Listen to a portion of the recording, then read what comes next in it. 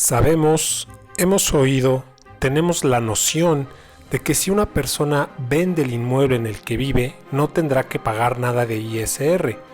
¿Pero esto es real? ¿Aplica en todos los casos? Y más allá de eso, ¿conviene en todos los casos? Aquí te lo contamos. Sean bienvenidos al primer capítulo de Crónica Jurídica, un canal de contenido jurídico enfocado a todo lo relacionado con las transmisiones inmobiliarias y otros temas conexos, en formato video para YouTube y en formato podcast en Spotify, Apple Podcast y demás plataformas para podcast. Recuerden que el PDF de este capítulo, junto con sus fundamentos legales y otros recursos jurídicos, los encuentran en la página crónicajurídica.com. El tema del que me ocuparé el día de hoy es el relativo a la exención del ISR por enajenación de casa-habitación, el cual desarrollaré en los siguientes apartados. 1. Enajenación o venta. 2. ¿En qué consiste el derecho? 3. ¿Qué requisitos deben cumplirse? 4. ¿Conviene usar el derecho a exentar en todos los casos? 5. Casos especiales, extranjeros y residentes fiscales en el extranjero. 6. Conclusiones. 7. Abreviaturas y fundamentos legales. 1. Se trata de enajenación o venta. Lo correcto es hablar de enajenación. Enajenar significa hacer ajeno. Hay muchas formas de hacer ajenas nuestras cosas. Las podemos regalar, las podemos intercambiar o las podemos vender. También las podemos aportar a un fideicomiso a cambio de derechos fideicomisarios o a una sociedad a cambio de acciones o partes sociales. Enajenar es género, vender es especie. Es decir, vender es una de las tantas formas de enajenación que existen. Por regla general, en todos los casos en los que quien enajena recibe algo a cambio, hay posibilidades de que tenga que pagar impuestos sobre la renta. Y digo posibilidades porque siempre es necesario hacer el cálculo correspondiente. Por tanto, para efectos prácticos, digamos que este impuesto se causa en todas las enajenaciones que sean onerosas, por ejemplo, compraventas, permutas, aportaciones a sociedades, por mencionar algunos casos. Por el contrario, no se causará el impuesto y no tendrá que pagar nada de ISR aquella persona que enajena sin recibir nada a cambio, tal vez porque donó el bien en cuestión, por ejemplo, un padre que regala a un hijo un inmueble. Tema aparte es el ISR que tendría que pagar la persona que recibe el inmueble, esto es el donatario, si no fuera cónyuge, ascendiente o descendiente del donante. Pero de este tema hablaré en otro video, díganme en los comentarios si es de su interés.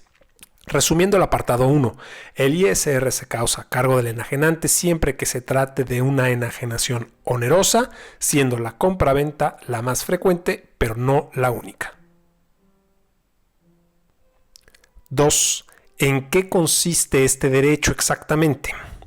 El derecho del que venimos hablando consiste en que se tendrá el beneficio de pagar 0 pesos de ISR por los ingresos obtenidos por la enajenación de casa-habitación, pero siempre que la contraprestación recibida, o sea, el precio de venta, no exceda de 700,000 UDIs. O sea que si vendo mi casa-habitación exactamente en 700,000 UDIs, ¿no tengo que pagar nada de ISR por el ingreso obtenido? Es correcto, nada. El beneficio de exención está topado. Tiene un techo o máximo permitido y son las citadas 700,000 UDIs. ¿Y cuánto es en pesos 700,000 UDIs? El valor del UDI cambia cada día. Lo más fácil es consultarlo en la página del Banco de México. Les dejo un enlace en la descripción.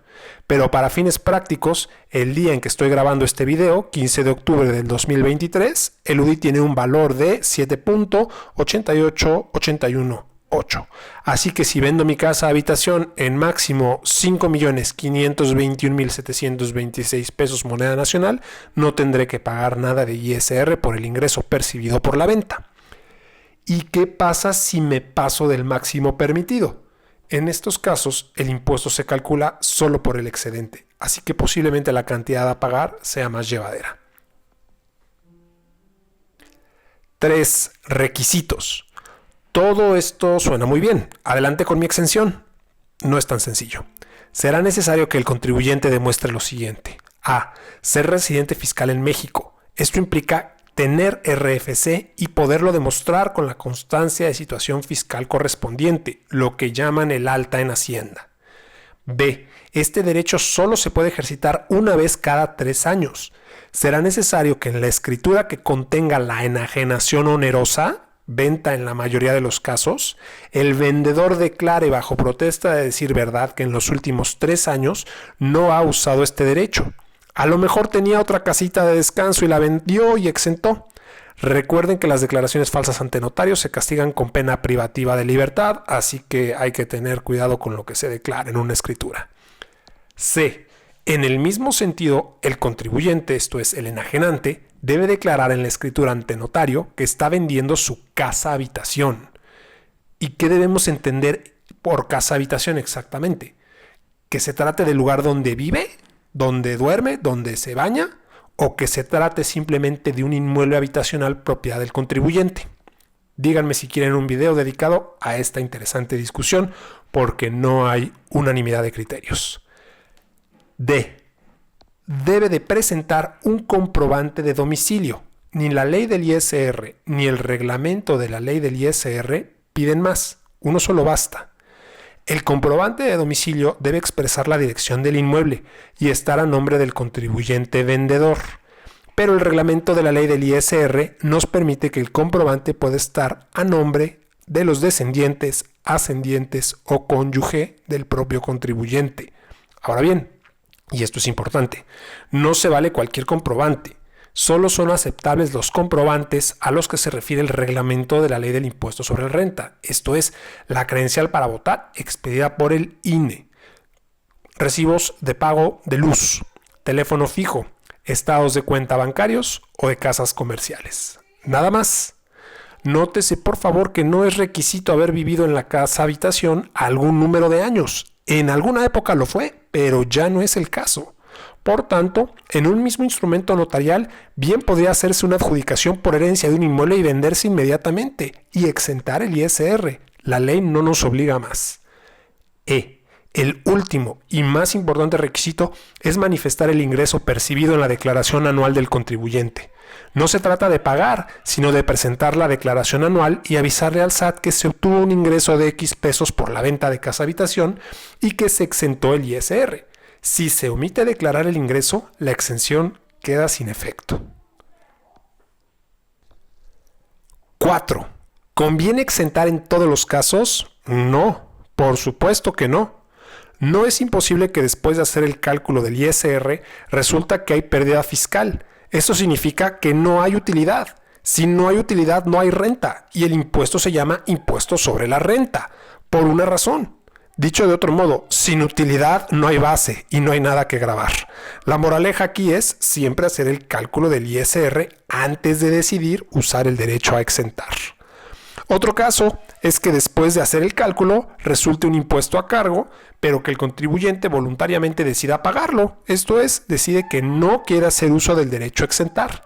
Recordemos que los derechos son de ejercicio potestativo, no obligatorio. ¿Y por qué alguien elegiría pagar ISR pudiendo exentar?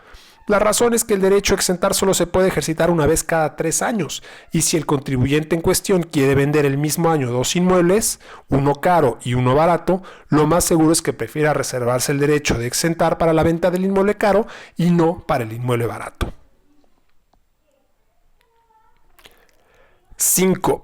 Casos especiales, extranjeros y residentes fiscales en el extranjero. En materia fiscal no es relevante la nacionalidad de una persona. Lo que importa es su residencia fiscal. Una persona puede ser extranjero, no hablar ni una palabra de español y pese a ello ser residente fiscal en México, por la simple razón que aquí tiene el centro principal de sus negocios y paga impuestos en México. A la inversa es igual. Podría darse el caso de un mexicano hasta la médula, pero que tiene el centro principal de sus negocios en otro país, en Estados Unidos, por ejemplo. Sus impuestos los paga el gobierno de Estados Unidos, por lo tanto es residente fiscal en el extranjero. El beneficio de exentar ISR por enajenación de casa-habitación se otorga a los residentes fiscales en México, sin importar su nacionalidad. Lo delicado es que las reglas cambian un poco para los extranjeros y para los mexicanos. Los mexicanos por nacimiento, para empezar, gozan de la presunción de ser considerados residentes fiscales en México, lo que significa que será la autoridad fiscal quien tendrá que probar que el citado mexicano en realidad era residente fiscal en el extranjero. Y por el contrario, los extranjeros que sean residentes fiscales en México tienen que demostrar esa circunstancia bajo reglas muy especiales indicadas en la resolución miscelánea fiscal. Estos son los requisitos. Declarar en la escritura de venta o enajenación de que se trate ante notario que son residentes fiscales en México. Recuerden que hay pena de cárcel por declarar falsamente ante notario. Presentar al notario su constancia de situación fiscal y el domicilio fiscal que exprese la citada constancia de situación fiscal no puede coincidir con el inmueble que se está enajenando. 6. Conclusiones. El beneficio se otorga a la enajenación de casa-habitación, no solo a las ventas. 2. El derecho a exentar no es absoluto, sino que está topado a 700,000 UDIs y solo puede ejercitarse una vez cada 3 años. 3. El beneficio es solo para residentes fiscales en México, no confundir nacionalidad con residencia fiscal. 4. El beneficio es por contribuyente, no por inmueble. Así que si un inmueble pertenece en copropiedad a 2 o más personas o forma parte de una sociedad conyugal, cada contribuyente tiene derecho a exentar hasta 700,000 UDIs. 5. No es necesario haber vivido en el inmueble un tiempo mínimo. Ni la ley del ISR ni su reglamento lo piden ya.